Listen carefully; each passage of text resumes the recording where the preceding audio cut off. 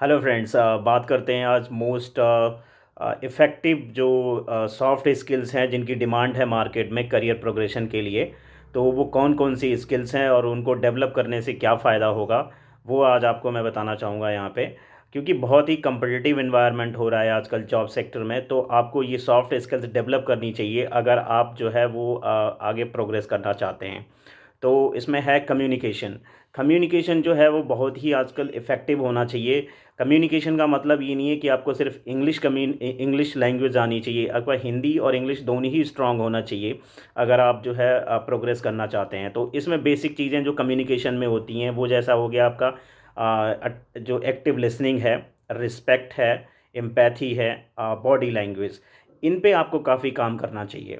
इसके बाद बात करते हैं लीडरशिप। जो लीडरशिप क्वालिटी है वो आपके अंदर होनी चाहिए, जिसमें बेसिकली आजकल का जो टाइम है उसमें कोलैबोरेटिव लीडरशिप काफ़ी काम आती है। कोलैबोरेटिव मतलब आप डिफरेंट क्रॉस फंक्शनल टीम्स के साथ काम कर रहे हैं और अपने आप को प्रूव कर रहे हैं, लोगों को एम्पावर कर रहे हैं वहाँ पे कि वो अच्छे तरीके से जो प्रोडक्टिविटी है या जो काम है उसको प्रॉपर तरीके से टाइम लाइन के साथ फिनिश कर पाएँ। इसके बाद है टीम वर्क। जो टीम वर्क है वो काफ़ी डिफ़िकल्ट हो रहा है इन दीज़ डेज़, अगर आपने देखा होगा। तो उस टीम को आपको कैसे मैनेज करना है, उनके वर्क लाइफ बैलेंस को कैसे करना है, उनको कैसे मोटिवेट करना है, उनको किस तरीके से रिकॉग्नाइज़ करना है चीज़ों को, तो वो आपको काफ़ी वहाँ पे ध्यान देने की ज़रूरत पड़ती है। इसके बाद क्रिएटिविटी की बात करते हैं कि आप कितने क्रिएटिव हैं, जो चीज़ें हैं उनको किस तरीके से इम्प्लीमेंट करते हैं, कैसे चीज़ों को समझते हैं और उनको किस तरीके से प्रोडक्टिव वे में लाते हैं।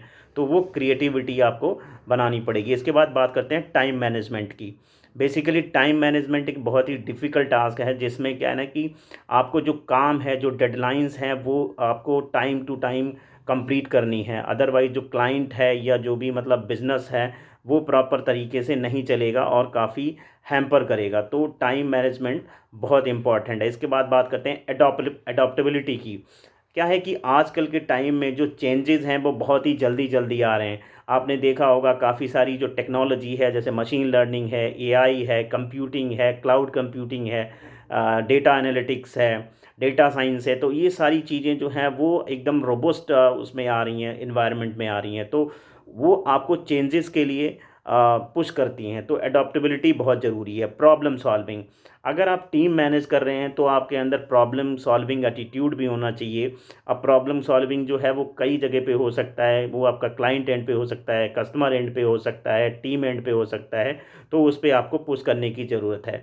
इसके बाद बात करते हैं वर्क एथिक्स की। वर्क एथिक्स मतलब आप किसी कंपनी में काम कर रहे हैं, किसी सेक्टर में काम कर रहे हैं, तो जो वर्किंग के एथिक्स हैं, जो कल्चर्स हैं, उनको आपको बहुत ही एडहेर करना चाहिए।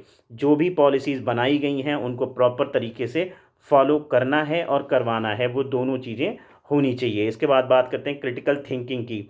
आप कितना क्रिटिकल सोच सकते हैं, मतलब कोई भी चीज़ आप कर रहे हैं उसको कितना डिग डाउन कर सकते हैं, उसको कितना डीप जाके समझ सकते हैं, उसको कितना एनालाइज कर सकते हैं, जिससे कि एक प्रॉपर उसका आउटकम आ सके। तो वो आपको काफ़ी ध्यान देने की ज़रूरत है। इसके बाद बात करते हैं कॉन्फ्लिक्ट मैनेजमेंट की।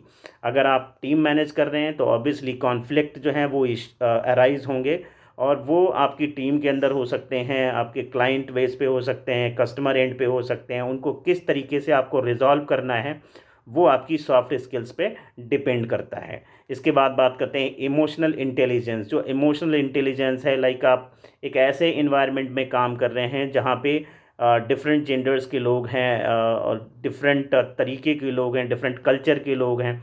तो उसमें आपको किस तरीके से रिएक्ट करना है, कैसे उनके साथ आपको अपना तालमेल बिठाना है, वो आप पे बहुत निर्भर करता है। तो इन चीज़ों को आपको ध्यान रखना पड़ेगा अगर आप एक कॉम्पिटिटिव वर्ल्ड में काम कर रहे हैं।